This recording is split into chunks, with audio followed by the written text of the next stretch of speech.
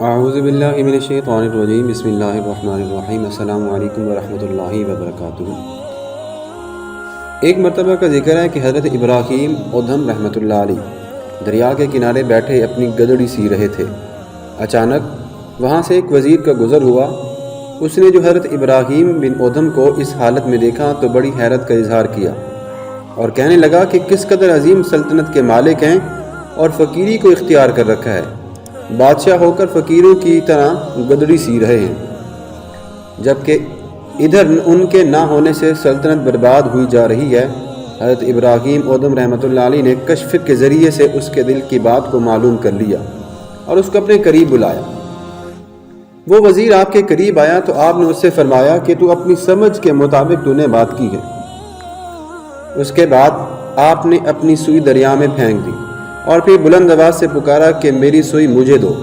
اچانک دریا کے اندر سے ہزاروں مچھلیاں اپنے اپنے منہ میں سوئی کی نوک دبائے ہوئے پانی سے باہر نکلی۔ حضرت ابراہیم اودھم رحمۃ اللہ علیہ نے پھر آواز دی، اے اللہ مجھے صرف میری سوئی چاہیے۔ چنانچہ اسی وقت ایک دوسری مچھلی برآمد ہوئی جس کے منہ میں حضرت ابراہیم اودھم رحمۃ اللہ علیہ کی وہ اپنی سوئی تھی۔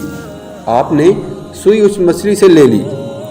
اس کے بعد آپ نے اس وزیر کی طرف توجہ کرتے ہوئے فرمایا کہ یہ بادشاہی اچھی ہے یا وہ حقیر سلطنت کی بادشاہی؟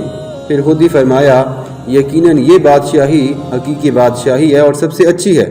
یہ سن کر اور دیکھ کر وزیر نے معذرت کی اور اپنی راہ چل دی۔ حضرت ابراہیم بن اودھم رحمۃ اللہ علیہ ایک بزرگ اللہ کے ولی اور نیک بندے تھے، اور اللہ کے ولی اور اللہ کے نیک بندے جو ہوتے ہیں اللہ تعالیٰ ان کی کیسے مدد کرتا ہے۔ اگر آپ بھی انسان بھی اللہ تعالیٰ کی عبادات میں اپنا ٹائم گزارے، اپنی مصروفیت کو چھوڑ کر زیادہ تر وقت اللہ تعالیٰ کی عبادت میں صرف کرے تو اللہ تعالیٰ ہر حال میں اس کی مدد کرتے ہیں۔ تو آج کی ویڈیو یہیں پہ اختتام کرتے ہیں۔ اپنا بہت سارا خیال رکھیے گا۔ اللہ حافظ۔